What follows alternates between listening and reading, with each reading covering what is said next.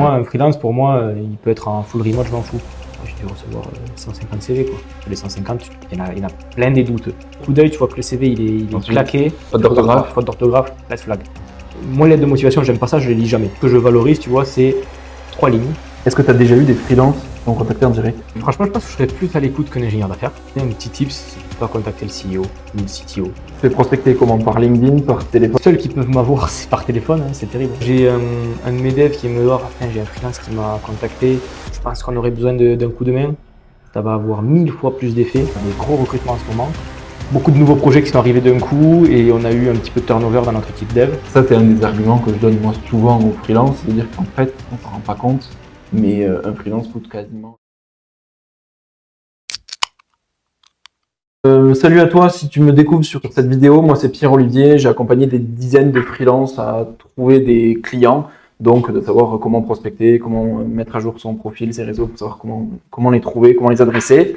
Et le but de cette vidéo, c'est d'essayer d'aider les freelances en interviewant des personnes qui sont de l'autre côté. Du coup, on va passer de l'autre côté du miroir, interviewer des clients, en tout cas décideurs, des gens qui sont susceptibles de prendre des freelances. Donc, est-ce que tu peux te présenter? Bonjour. Grégoire Dupré, donc je suis le fondateur de la société Abellio. On est une société spécialisée dans le développement d'algorithmes pour l'optimisation agricole. Alors, dit comme ça vous aide pas trop à comprendre, mais globalement, on développe des algorithmes d'intelligence artificielle, donc d'analyse de données automatiques au travers de données satellitaires, de données météorologiques, de données agronomiques, qui permettent ensuite de donner des conseils aux agriculteurs dans leur façon de faire du quotidien, pour leur fertilisation, pour la pulvérisation d'herbicides, de fongicides, pour finalement faire la même chose qu'ils font aujourd'hui, mais optimiser, c'est-à-dire mettre la bonne dose au bon endroit au bon moment, et ainsi réduire à la fois leur impact environnemental et bien sûr l'impact financier. Créé quand? Créé en 2020, alors en 2018 juridiquement, mais effectivement on a vraiment commencé l'activité en 2020 parce que j'étais encore étudiant jusque-là. Okay. Et combien de salariés aujourd'hui? Aujourd'hui, alors ça bouge beaucoup parce qu'on a des gros recrutements en ce moment. Donc là, je crois qu'actuellement, on est 23, mais tu vois, dans 3 semaines, on sera 29. Ok. La part de freelance, là, aujourd'hui? Là, aujourd'hui, sur les freelances, on n'en a aucun. On en a eu pris cet été, là, justement, pour nous aider à passer quelques pics de charge. Sur quel métier? Plutôt en développement web. Ok. C'était dû à quoi, les pics de charge? Beaucoup de nouveaux projets qui sont arrivés d'un coup et on a eu un petit peu de turnover dans notre équipe dev. Donc ça nous a permis vraiment... Le temps de retrouver quelqu'un? Ouais, c'est ça. Le temps de retrouver quelqu'un. Et deux, parce qu'en plus de ça, on avait des gros projets. Si tu veux, nous, on fonctionne vraiment en saisonnalité. C'est-à-dire que on développe sur la saison estivale, sur la morte saison de production agricole. C'est-à-dire, globalement, pour certains services, la saison de production, c'est d'octobre à juin. Et donc, par contre, de juin à octobre, il faut qu'on travaille dur pour que la saison soit prête, que les nouvelles features soient en place, que les optimisations soient faites. Et donc, tu les as pris combien de temps, là, les freelances? 2 mois. Ok, ça a été juste une mission de 2 mois. Le coût? Alors, le coût, on a fait appel à un cabinet qui nous a fait un prix sur ces missions-là. Et je crois, de mémoire, qu'on a payé 6 000 € par personne. Par mois? Par mois. Pour les 2 mois? Pour les 2 mois. Non. Pour les 2 mois, 6 000 €? Non. 6 000 € par mois, okay. Par personne. Ok, et donc ça te fait, s'ils ont bossé 20 jours, en gros, pendant l'été, ça te fait du... C'est ça, je crois que c'était 21 jours, exactement. Donc 300 € jour, grosso modo. Ouais. Avec des gens qui avaient combien d'expérience? C'était des 3 ans d'expérience. Ok, donc 300 € pour des gens avec 3 ans d'expérience. Ils étaient à Toulouse? Ils étaient en distanciel, full distanciel. Ok, mais en France? Ouais. Ok. Du coup, c'est très bien cet exemple. Le but là, c'est de voir le cheminement entre le moment où tu dis je vais avoir besoin de quelqu'un et le moment où tu as la personne qui arrive. En gros, comment ça se passe? Là, tu dis il y a eu la saisonnalité, on a eu un pic parce qu'il y a peut-être une personne qui est partie. Tu t'y es pris comment? Franchement, le chef de projet, enfin, je sais pas comment on appelle ça, mais bon, la personne, le porteur d'affaires en tout cas, la personne qui m'a mis en relation avec les 2 freelances en l'occurrence que... Non, mais toi en interne déjà.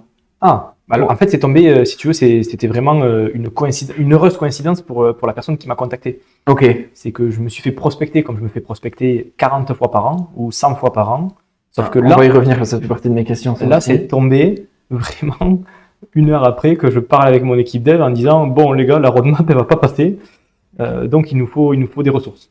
Et sauf que je commençais à me creuser la tête pour savoir comment j'allais faire, si je recrutais un stagiaire, un alternant, 2 alternants, 3 alternants, pour passer ce pic de charge, mais que c'était pas quand même très très facile à faire, d'une part parce que on était engagé longtemps avec des alternants, Oui, et puis qu'en trouver plus un de ça, stagiaire. c'était des gens qui n'étaient pas tout le temps là. Euh, donc vraiment, j'étais en pleine réflexion, et là, pam, un coup de fil qui tombe. Alignement des planètes. Ouais, bon timing. Le mec, il le savait, il a appelé au bon moment. Moi, ouais, non. C'est juste qu'il t'appelle tous les jours depuis 2 ans. Ouais, non, mais franchement, j'en remballe 15 par mois, je pense, au moins. Donc, Sans on a compter un les par mails. jour qui t'appelle pour te Ouais. proposer des Non, ressources. c'est l'ordre d'idée, au moins ce matin, déjà 2. Ok. Et comment tu leur réponds? Non. Non. Et ils t'appellent, tu te fais prospecter comment? Par LinkedIn, par téléphone? Tu viens de dire par téléphone, mais Alors, les seuls qui peuvent m'avoir, c'est par téléphone, hein, c'est terrible. Ouais. M'appelez pas quand même, mais non, mais c'est Son par numéro, c'est le 06. Non, c'est par téléphone, effectivement, que je peux répondre. Ouais. Par mail, je réponds plus. Mais t'en reçois? J'en reçois trop. LinkedIn, j'en reçois énormément dans les emails, etc. Mais en fait, j'en reçois tellement, je suis sursollicité sur ce genre de choses. Ok. Et bon, là, il y a eu l'alignement des planètes, le gars t'a appelé au bon moment, mais justement, t'as un besoin?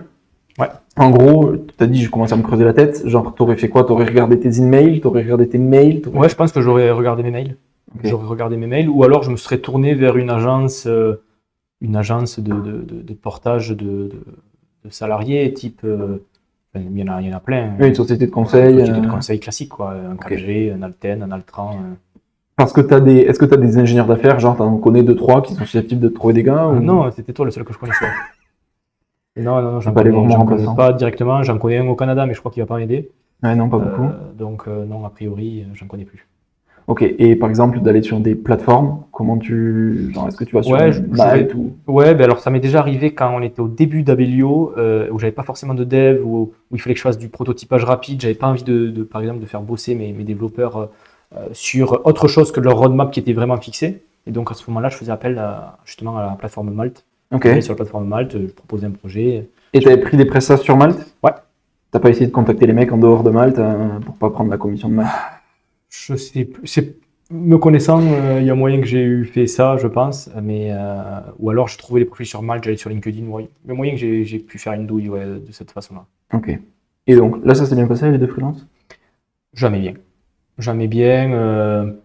Prenez toujours des. En fait, je sais pas, je dois être un peu radin. Donc, je voulais jamais payer le bon prix, on va dire, pour un freelance. Et donc, je prenais des mecs pas trop notés, pas trop expérimentés. Et forcément, j'étais tout le temps déçu. Les seules fois où j'étais effectivement plutôt content, c'est quand j'ai voulu mettre le prix parce que je voulais vraiment qu'un projet réussisse. Et effectivement, là, j'ai été content. Et donc là, cet été? Jusqu'à la facture. Et là, cet été, très moyennement satisfait. Okay. D'ailleurs, je voulais les prendre 6 mois et au final, tu vois, je les ai pris que 2. Ok. Et donc là, tu vas faire comment vu que les 2 sont partis? Là, on a recruté 2 devs de plus. Okay. Et pourquoi est-ce que dans le process de recrutement, tu es meilleur que dans un process de prise de prestataire? Parce que je pense qu'on y accorde beaucoup plus de temps. On y accorde beaucoup plus de temps parce que, tu vois, sur des freelances, on sait qu'on a la flexibilité de s'ils sont pas bons, on met un terme au contrat, tu mets une période, voilà, bref, tu te débrouilles. Ouais. Alors que sur sur une période d'essai, c'est pareil. Oui, mais c'est quand même plus touchy parce que tu prends du temps pour tu fais intégrer un mec dans ton équipe auprès de tes devs qui sont là depuis longtemps. Donc ça veut dire que tu intègres un freelance pas de la même façon? Oui. Enfin, moi, un freelance, pour moi, il peut être en full remote, je m'en fous. Alors que, par contre, un dev en CDI chez Abelio, au moins 3 jours par semaine, il est au bureau. Et je veux qu'on tisse des liens. Et est-ce que justement, le fait que tu n'aies pas été satisfait des freelances, ça vient pas du fait que c'est peut-être ça, tu aurais dû faire exactement le même process hein? C'est exactement ça. Sauf que, ouais, je sais pas. Est-ce que c'est... C'est vrai. Psychologiquement, c'est vraiment intéressant ce que tu dis, mais faudrait creuser sur cette chose-là. Je pense que l'onboarding y est peut-être pour quelque chose. Je donne des arguments aux freelances pour pouvoir se vendre quand ils sont freelance. Un autre argument, c'est le coût. Là, un salarié à même niveau de compétence, genre 3 ans d'expérience, tu le payes combien? C'est difficile à dire, mais quelqu'un qui va avoir 3 ans d'expérience, selon son expérience aussi, parce que toutes les expériences ne se valent pas, mais on va le mettre, allez, entre 45 et 50 000 euros bruts par an. L'ordre d'idée, je pense, grosso modo, et donc, je suppose que tu vas vouloir faire la traduction en net. Je n'ai aucune idée. Non, plutôt la traduction en coût entreprise. Bah, fois 1,5.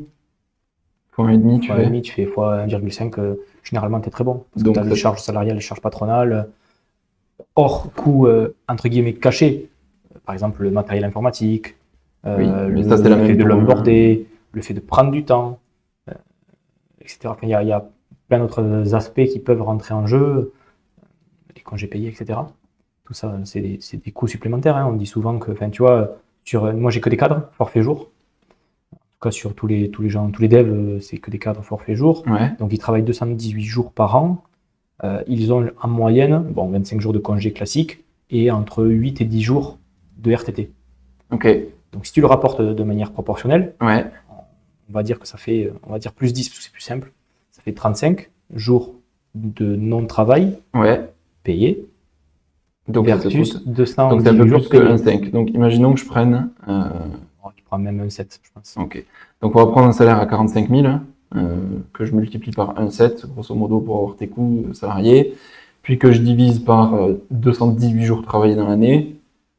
En fait, c'est ça que je veux savoir, c'est que ça te coûte 350 € par jour. Donc, plus cher Que mon prestataire. que ton prestataire que tu as pris tout à l'heure. Donc, ça, c'est un des arguments que je donne moi souvent aux freelances, c'est-à-dire qu'en fait, on s'en rend pas compte, mais un freelance coûte quasiment la même chose. Ben là, pour le coup, dans ton exemple, tu as payé moins cher le freelance, tu t'en es bien sorti, mais le freelance coûte le même prix, quoi. Et si tu avais fait peut-être un meilleur recrutement, un meilleur onboarding, tu aurais un mec qui serait autant engagé qu'un salarié et qui te coûterait moins cher. Ouais, après, je pense que l'onboarding, il faut juste qu'il soit, enfin, il faut que la formation soit assez longue. Et la formation avec un freelance, tu vas quand même la payer parce qu'il faut que la personne elle rentre dans le projet, quoi. Nous, si tu veux, on n'a pas une multitude de petits projets. Le Ouais. problème, c'est que si je les fais entrer dans notre gros projet Abellio, tout est lié. Et donc, on va avoir quand même pas mal de temps de formation, de compréhension je pense, de l'architecture, du projet, de notre façon de travailler. Donc là, on est justement en train aussi. Je pense que nous aussi, de notre côté, on a notre part de tort parce que on n'était pas suffisamment structuré. Tu vois, avant d'accueillir des freelances, on Ouais. n'était pas suffisamment structuré en termes de gestion de projet pour pouvoir facilement Aujourd'hui, aussi tu des pourrais devs. le faire, mais avant, tu n'aurais pas pu, quoi. Un peu plus le faire, en tout cas. Mais tu vois, par exemple, chose bête, mais on fonctionnait jamais en sprint. Tu avais une liste de choses à faire, tu les piles, point. Oui, tu n'étais pas sur de l'agilité. Non, pas l'agilité parce que ben, nous, on a notre to-do et juste on avait une rotation entre nos devs, ceux qui font du debug et ceux qui font de la prod. Et ensuite, chacun évolue. tourne. Ok. Donc là, tu vois, clairement, de ce qu'on a mis en œuvre du fait de l'accueil de freelance, on s'est un peu plus structuré sur ces aspects-là. Chose qu'on va continuer. Donc au final, c'est une bonne chose d'avoir connu. Ah, mais c'est sûr, on a pris. De toute façon, Ça t'a servi. toutes les erreurs, là, pour le coup, je le prends pour une erreur parce que ben, ça n'a pas été productif malgré le prix, parce que peu t'as importe le perdu de prix, ça aurait l'argent, été 100, 200, 300, 500, c'est pas productif, dans tous les cas, c'est une erreur. Et mais ce que je me dis, c'est que toute erreur, elle te fait quand même apprendre beaucoup de choses. Et là, ben, clairement, ça nous a apporté de la De la structuration. structure sur l'organisation. Mhm. Je m'étais noté de te demander, en gros, on va prendre un process de recrutement du coup, parce que tu l'as plus travaillé que le process d'onboarding d'un freelance. C'est quoi les statistiques entre, tu as émis un besoin, ou tu as mis une annonce, ou peu importe ce que tu as fait, tu reçois combien de CV, tu envoies combien en entretien pour en recruter un seul au final? Franchement, c'est des chiffres qui font peur. Alors, je pense que aussi on a une société, Abellio, qui est un petit peu dans l'air du Qui temps. attire. Hein. On a une société qui attire, on a des locaux ben, donc plein centre-ville de Toulouse. On ne paye pas trop mal, on est plutôt flexible et sur les horaires, et sur le télétravail, et sur plein d'autres aspects. Enfin, on essaie d'avoir une boîte attractive, et je pense qu'en plus le domaine dans lequel on travaille est attractif également. Donc attention aux chiffres que je vais annoncer, mais globalement, quand on recrute un dev, là, ben, tu vois, on a posé une annonce, on a recruté notre dev là, un qui va arriver dans 10 jours, je crois. Ok. On est quoi? On est le 2 septembre, donc je crois qu'il arrive le 20 ou le 26. Ouais. T'as mis l'annonce quand? En plein mois de juillet. Donc un Ok, mois en donc plus. un mois et demi de process. Enfin, Ouais, un mois et entre demi. l'annonce et l'embauche du gars, enfin qu'il arrive sur site, il y a 2 mois quoi. Ouais, 2 mois. Il faut compter 2 Et encore, mois. c'est l'été. Et c'est l'été. C'est l'été. Ça aurait pu aller plus vite. Ok. Et globalement, tu vois, on a eu, je sais pas, ouais, j'ai dû recevoir 150 CV, quoi. Ok. Et t'en as vu combien d'entretiens? Toi? Alors, Il y a peut-être un process où on voit d'autres gens avant. moi, j'en vois 3. Toi, 0. Ok, le décideur, celui qui passe le plus de temps avec eux, quoi. Globalement, en fait, on va d'abord filtrer Ouais. sur tout ce qui nous semble un peu douteux comme CV, parce que sur les 150, il y en a plein des douteux. Ok. Des CV mal faits, des fautes d'orthographe. Voilà. C'est les red flags. Ah ouais, c'est red flag. Ok, donc les red flags, c'est quoi? Faute d'orthographe. CV mal fait, pas beau. C'est quoi mal fait? Un Il y a un CV bug, qui a après pas toi, été elle est pas soigné. vraiment. Ouais, un truc pas soigné, tu vois. Ok, donc ça, c'est le Je premier coup d'œil, tu t'accepte. vires. Tu vois, le mien CV, il est affreusement laid, T'as pas mais je besoin. m'en sers pas, tu vois. Ou alors quand je m'en sers, c'est pour le balancer dans un appel à projet et personne ne le regarde. Ouais. Mais là, c'est. Mais Ça, mon c'est le CV, premier coup d'œil, tu lis même pas ce qu'il y a dedans. Ouais, Ok. premier coup d'œil, tu vois que le CV, il est Ensuite, claqué. faute d'orthographe. Faute d'orthographe, red flag. Moi, lettre de motivation, j'aime pas ça, je les lis jamais. De toute façon, ChatGPT les fait mieux que les humains. Donc, Et ChatGPT les fait mieux que les humains. Et en plus, tu le sens, le ChatGPT maintenant. Enfin, je le sens. Quand je lis un mail, une lettre de motivation, tu le sens. la liste de vocabulaire que ton prof te donnait, c'est exactement ça. que des mots que tu connais pas. Que des mots que je connais pas, un peu trop bien tourné. Soit le mec s'est beaucoup trop pris la tête pour sa lettre de motivation, soit il l'a pas faite. Dans tous les cas, ça envoie. Moi, je la valorise pas du tout. Ouais, ok. Par contre, ce que je valorise, tu vois, c'est 3 lignes. 3 lignes. Vraiment, Ouais. pas plus, parce que sinon je le lirai pas non plus. Dans le mail, propre à la candidature. Ok. C'est expliquer pourquoi l'entreprise. Ouais.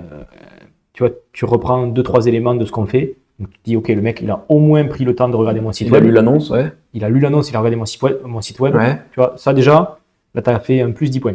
Ok. Déjà, tu es sûr que tu passes à l'entretien suivant. Ok. Tu passes une étape si tu parles d'entreprise. Par contre, s'il n'y a pas de mail, Un CV vide, c'est pas un ok. CV vide, un CV juste jeté comme ça, Ouais. qui correspond à l'annonce, c'est Ok. pareil, c'est jeté. Et tu regardes, genre, t'as mis une annonce, les gens, c'est quand ils postulent sur l'annonce ou s'ils t'envoient un email ou s'ils t'envoient un message sur LinkedIn, par exemple. Ça peut être, enfin, nous, les candidatures, elles se font sur 3 volets différents. Soit on a notre adresse recrutement@abelio.io qui Ouais. nous sert pour les candidatures spontanées et de support au recrutement. C'est l'adresse qu'on met dans nos Ouais, c'est fiches de recrutement, annonce. dans nos annonces. On a notre site web qui nous permet de rassembler nos annonces ouvertes. Ouais. Tu mets pas Et- d'annonce sur LinkedIn ou. Et généralement, on les republie sur LinkedIn. Ok. Donc, on peut recevoir des mails des messages par les 3 canaux. Et est-ce que tu mets genre un post LinkedIn en disant coucou, je cherche un dev ou jamais? En fait, on dit on a des postes ouverts. Généralement, on en a plusieurs. Quand on Et en cliquer ouvre sur le un, lien. voilà, et tu vas sur notre site web, ou alors, effectivement, on publie directement les fiches sur LinkedIn. Donc là, tu as dit quelques red flags. 150 CV, tu en retiens quelques-uns. On en retient généralement entre 20 et 30. Ouais, donc tu passes 20-30 heures. Tu vois 2 personnes, un peu plus. Non. Parce que là, seconde étape, test technique. Ok, direct test technique. Si Ouais. c'est pour des postes Parce techniques, que si c'est pour. Enfin, oui. si tu recrutes un chef de projet, il n'y a pas de test Commercial, technique. commercial, on regarde ses expériences et en fonction de ses expériences. Bon. Ok. Oui, donc un peu moins de Test temps, pas de technique. test technique. Donc là, on établit notre propre test technique. On passe pas par les merci. plateformes parce que ceux-là, généralement, on les On connaît. va pas citer de plateforme Non. inutile Voilà. avec des tests pourris. Donc on fait notre propre test technique avec nos données et enfin, vraiment on cadre notre Ça, test c'est trop technique. bien. Ok. Selon les résultats, déjà sur les 20-30, t'as la moitié qui les font pas. Ouais. Ah ouais, il y en a plein qui les font pas. Les mecs, ils ont postulé. Ils ont postulé, ils Ouais. ont fait un entretien? Non, ils n'ont pas fait d'entretien. Ah, ils on ont leur pas a encore donné un test technique, ils le font pas. Là, Ok. éliminé. Généralement, à partir sur les 30, on va partir sur Et tu 30. prends pas le risque d'éliminer les A-players, les meilleurs en faisant ça? En grave, disant. s'ils ne s'intéressent pas à la boîte, s'ils jouent pas le jeu de notre process, je préfère pas l'avoir. C'est ce que je dis tout le temps. Ouais, mais est-ce que tu dois pas, toi, créer un peu plus d'attractivité? Non. Franchement, sur les 30 CV qu'on aura sélectionnés, Il y en aura des bons. il y en aura des bons. Ouais, ouais. Et puis, je préfère 1000 fois quelqu'un qui a envie de rejoindre Abelio. Eux, mais il te connaît pas. Il a juste vu ton site internet. D'échanger avec lui, ça Ouais, peut lui mais- créer beaucoup plus mais d'attraction. En fait, je sous-estime pas cette part, peut-être de 10% de gens qui ont vraiment envie de rejoindre la boîte. Ok. Et je ouais, préfère c'est quelqu'un important. qui est peut-être un peu moins qualifié, un peu moins d'expérience, mais qui aura vraiment envie de travailler chez nous. Ok. Souvent, il y a des gens par le relationnel, tu vois, qui nous connaissent ou autres. Je préfère ces gens-là. Ok. Ensuite, donc, test technique. Tu en élimines, entre 30 et 50% qui ne le font pas. Il t'en reste 15 que tu analyses. En fonction des analyses, il y en a certains qu'on ne retient pas du tout parce que on voit Nul. qu'ils sont dans les choux. Ouais. Et ceux qu'on va retenir, on les prend en entretien cette fois-ci. Donc là, généralement, on essaye de découper pour pas que ce soit qu'une seule personne qui le fasse passer Ouais, l'entretien. les entretiens. On fait 2 personnes, par exemple, qui font passer des entretiens. Généralement, chez nous, il y en a 2 qui aiment bien ça. Qui le font bien. Je ne sais pas si ça leur plaît. C'est pas. Mais comme c'est pas tous les jours, je pense que voilà. Oui, ok. Et donc, ils leur font passer les entretiens. On débat du test technique, on débat de leur personnalité. Ouais. En fonction de tous ces éléments-là, généralement, on en retient beaucoup moins. Il en reste, allez, on va dire 5. Sur ces 5, ils se mettent d'accord, les deux, ils en retiennent 3. Et moi, j'en vois jamais plus que 3. Ok, à la fin, toi, t'en vois 3. Moi, j'en vois 3 et c'est le feeling. C'est purement le feeling. Moi, généralement, l'entretien, s'il dure plus que 15 minutes, c'est que vraiment, il y a un très bon feeling. Ok. Mais c'est très, très rare. Généralement, les entretiens, moi, en fait, je suis pas là pour juger la technicité Ok, de la personne. Je suis là pour juger, est-ce que dans mon équipe de dev, est-ce que dans mon équipe T'as envie d'Abelio, d'avoir ce gars-là. ce mec-là ou cette fille-là va s'insérer parfaitement. Ok. Et c'est très dur, enfin, l'instinct c'est dur à définir, mais tu pouvais donner un red flag, un green flag sur un La entretien. façon de parler, de s'exprimer. Ouais, bah, C'est, ça correspond aux fautes d'orthographe, ça. ouais, mais tu peux avoir des gens qui prennent le temps, tu vois, de bien écrire, mais qui ensuite vont s'exprimer d'une manière peut-être un peu trop familière. Ok. Même si la familiarité, tu vois, des fois c'est un peu cool, ça peut être justement aussi Oui, dans le valorisant. monde agricole, t'es pas. Voilà, encore une fois, on n'est pas là pour se prendre la tête. Je veux pas quelqu'un qui, généralement, tu vois, je les tutoie quasiment tout de suite. Je vois personne ici, personne ne vous voit, et encore heureux. On s'appelle tous par des surnoms. Dans 20 ans, peut-être quand vous verrez, tu seras Ouais, mais content, là, ça sera terrible. Là, ma barbe, elle sera blanche. Quoique, tourne au blond cœur, mais voilà. Donc, globalement, tu vois, ça va être la façon de s'exprimer. Ça va être, est-ce que la personne, elle est. Moi, ce que j'aime bien, c'est des gens qui sont plutôt ouverts au sens. Tu leur poses une question, ils vont pas juste te répondre oui, non. Ils vont un petit peu parler de leur expérience, essayer de rebondir, tu vois. Voilà, comme quand tu parles avec des potes, quoi. C'est des gens que tu vas voir tous les jours ensuite, ou avec qui tu vas parler très régulièrement. C'est Steve Jobs qui avait le test de la bière. J'ai jamais entendu parler. Non. En gros, il disait si ce mec-là, je peux pas aller boire une bière avec lui, je passe pas un bon moment, j'ai pas envie d'aller boire une bière avec lui, je le recrute. Bon, je connaissais pas ce truc-là, mais ça rejoint un peu cette idée-là. Tu vois, ce mec-là, en afterwork, ouais, il faut qu'on puisse discuter, tu vois. Ouais. Même si c'est pas le mec avec qui je vais passer ma vie, mais juste qu'on puisse passer un moment cool. Parce que, encore une fois, je vois plus mes salariés que ma copine. Le fait est. Son grand regret. À son grand regret. Quand elle écoutera ça, elle sera contente. On coupera. Tu couperas. Elle va pas écouter l'intégralité de la vidéo. Bon, yes. Je suis sauvé. Donc, les gars, frère, je la sous-estime pas. Si tu nous écoutes. Marine, pardonne-moi. Non, et donc, globalement, si tu veux, ça compte beaucoup que la personne puisse s'insérer avec l'équipe, que ça soit pas un poids quand on mange le midi ensemble, etc. Tu vois, qu'on puisse un peu discuter de tout. J'essaye un peu de titiller les opinions politiques, religieuses. C'est pas bon à dire, peut-être, je sais pas. Mais en fait, voir si c'est quelqu'un de clivant ou pas. Parce que pareil, on a eu des fois des expériences avec des gens qui étaient un peu trop extrêmes. Et donc, ça me permet de voir est-ce que ça va pas être le clash tous les jours, quoi. Ouais. Voilà. On est tous ouverts d'esprit. On vient de tous horizons différents chez Abelio. Il y a à peu près toutes les nationalités. Enfin, en tout cas, il y en a beaucoup. Ouais. Mais on s'entend tous bien parce que tout le monde est capable de parler avec tout le monde. Donc, ça, oui, on s'en fiche de ton dogme, juste que tu respectes les autres, quoi. Exactement. C'est une question de respect. Et la dernière chose que j'aime beaucoup, moi, c'est le sport. Parce qu'on a énormément de sportifs chez Abelio. Beaucoup de gens qui font du triathlon, du tennis, du rugby, du foot. On a un peu de tout. Et donc, j'aime bien les gens qui font du sport parce que ça montre que les gens, ils n'ont pas que le boulot dans la vie. Et c'est pareil, ça rejoint un petit peu le fait d'être socialement ouvert. Généralement, les gens qui font des sports co, etc., je dis généralement, hein, c'est pas tout le temps le cas, mais ils vont être peut-être un peu plus ouverts et ils peuvent parler de leur passion. Tu vois, c'est chouette le lundi quand on rentre et que ouais, t'as fait quoi au foot, t'as fait quoi au rugby, t'as perdu au tennis. Ça, c'est moi. C'est au tennis. Il te chambre un peu, quoi. Ouais, je me fais chambrer, j'avoue. Faut accepter, ok. Donc, tu as donné des red flags, green flags. Je voulais revenir un peu sur la partie prospection, parce qu'on a passé un peu vite. En gros, tu as dit qu'il y avait tous les jours des ingénieurs d'affaires qui te contactaient. Est-ce que tu as déjà eu des freelances qui t'ont contacté en direct? Je crois pas. Non. Très sincèrement, je crois pas, ou alors j'y ai vraiment pas prêté attention. Ok. Peut-être que la façon est peut-être soit moins agressive, soit moins, comment dire, elle se remarque moins qu'un ingénieur d'affaires qui a peut-être un peu plus l'habitude. Qui fait ça toute la journée, concrètement. Oui, c'est son boulot, donc voilà. Mais non, je crois pas. Enfin, en tout cas, ça m'a pas marqué. Ok. Et tu réagirais comment s'il y en avait un qui t'appelait, un freelance qui dit bonjour Grégoire, Je recherche une mission de dev web. Franchement, je pense que je serais plus à l'écoute qu'un ingénieur d'affaires, Ok. en vérité. Parce que c'est un technique. Parce que c'est un technique, parce que ça en parle un peu plus, parce que, ouais, je sais pas, une question de sensibilité. Ok, c'est assez intéressant parce que avec toutes les personnes que j'accompagne, en gros, il y a plusieurs degrés dans la prospection. Tu peux commencer par faire juste ajouter quelqu'un sur LinkedIn, c'est le truc facile. Tu peux envoyer un email, tu peux postuler sur des annonces, même si c'est des annonces de CDI. Tu peux, en dernier, téléphoner.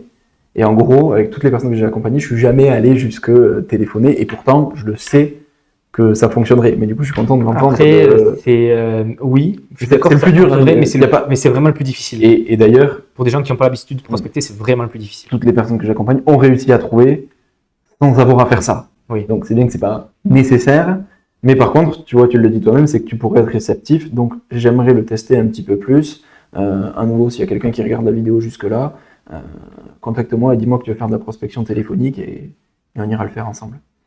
Je voulais te challenger un peu sur la vision freelance, CDI, mais on a déjà un petit peu répondu sur l'histoire de l'onboarding et tout, donc il n'y a pas forcément de... Moi, en plus, je t'avoue, je suis plutôt CDI parce que j'aime bien avoir des gens dans mon équipe. Alors qu'un freelance, je le considère un peu comme quelqu'un de free, comme Son nom l'indique. son nom l'indique. Et donc, ça me gêne un peu plus. Pour moi, c'est un engagement mutuel. Quand je fais venir quelqu'un pour le faire travailler, c'est un engagement mutuel. Alors souvent, c'est plus le patron qui est engagé que le salarié, dans les faits. Mais voilà, pour moi, un contrat, c'est un contrat. À Ok. durée indéterminée. Ouais, c'est surtout Tu vois, ce même point-là, les je CDD, dirais. je suis pas fan.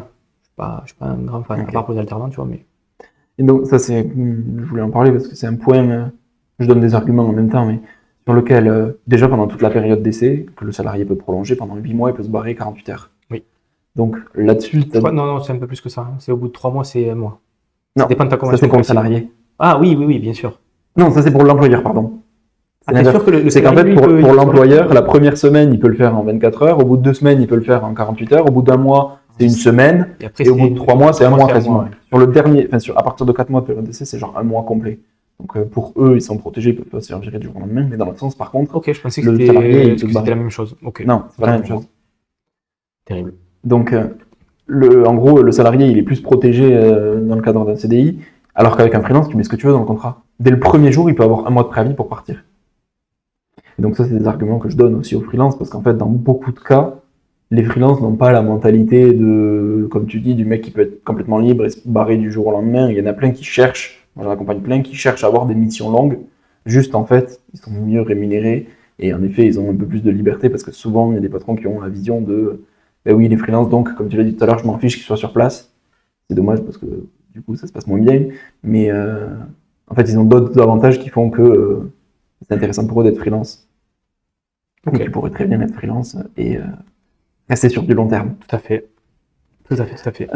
Mais bon, du coup, on en avait déjà parlé. J'ai pas forcément d'autres questions. Tu as répondu à un petit peu toutes les questions que j'avais. Est-ce que tu as d'autres choses, toi, que tu aimerais rajouter? Non, franchement, je pense qu'on a fait un bon tour d'horizon déjà. Ok. Est-ce que tu as une personne à me recommander que je pourrais interviewer, qui pourrait me parler, qui a une expérience dans le fait de recruter des freelances ou de travailler avec des freelances? Qu'est-ce que je pourrais te recommander? Ouais, je t'avoue qu'en ce moment, l'entrepreneuriat, c'est pas la joie. Pour un paquet d'entrepreneurs, mais je vais te trouver ça.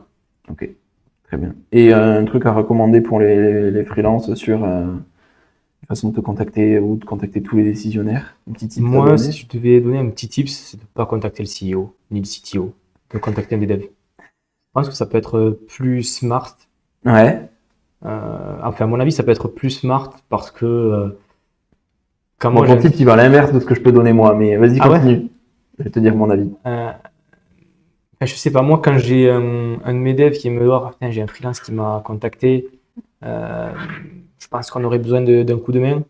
Ça va avoir 1000 fois plus d'effet que un mec qui me contacte et que je vais recevoir, que je vais avoir un énième mail de la journée Ouais. que je vais pas traiter parce que j'en ai déjà 40 à traiter. Là, tu vois, depuis qu'on a commencé l'interview, j'en ai 8 de plus à traiter. Ok. Il y en a 4 que j'ai supprimés. Donc il y a deux choses que je vais rajouter par rapport à ce que tu dis, c'est que j'ai déjà eu le cas d'un client qui dit arrêtez de m'harceler à moi, mais n'harcelez surtout pas mes devs. Parce que si vous commencez à aller prospecter mes devs, j'en finis plus. parce que vous leur faire perdre leur temps, à eux aussi. Et le deuxième truc, c'est que moi, dans ce que je donne, je dis qu'il faut contacter 30% des pairs, donc d'autres développeurs qui peuvent en effet donner accès au réseau, et ils peuvent te donner ton contact en te disant « je viens de la part de le dev de ton équipe ». Ça marche bien aussi. Donc 30% des pairs, 30% recruteurs ESN, les intermédiaires avec dont c'est le taf, et 30% des décisionnaires type chef de projet, CTO, CEO. Oui, oui, tout ça, c'est encore une fois, hein, c'est comme toute prospection. Il faut essayer de... Pour ratisser large. Bah, il faut ratisser large et il faut essayer de toucher un petit peu à tout. Prospection, tu vois, nous, on travaille avec des distributeurs agricoles. Si j'appelle que les patrons des coopératives ou des négoces, je ne vais pas beaucoup avancer. Hein. Par contre, voilà, des fois, tu appelles un technicien et lui, il te donne le bon contact à la bonne personne. Et puis, en plus, tu peux récolter peut-être 2-3 besoins que va avoir ton client et clac, ça te permet de rebondir un peu mieux. Toujours pareil, c'est du bon sens. Du réseau. Du réseau, du bon sens. Du réseau, du bouche-oreille. Mhm. Ok. Eh bien, merci en tout cas d'avoir pris le temps pour moi. Merci pour ceux qui ont regardé. Et dernier point, c'est que s'il y a des personnes qui regardent, j'offre 25% de promo sur tous mes produits avec le code Abellio. Avec le code Abellio. Je me le note et comme ça sera fait. C'est beau. Et top. Merci à toi, Grégoire. Avec plaisir.